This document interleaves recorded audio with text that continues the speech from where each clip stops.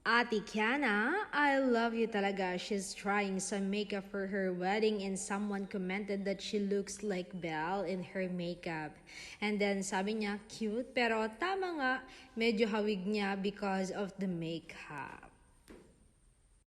At ito yung usapan ni Ate Kiana V at yung isang netizen.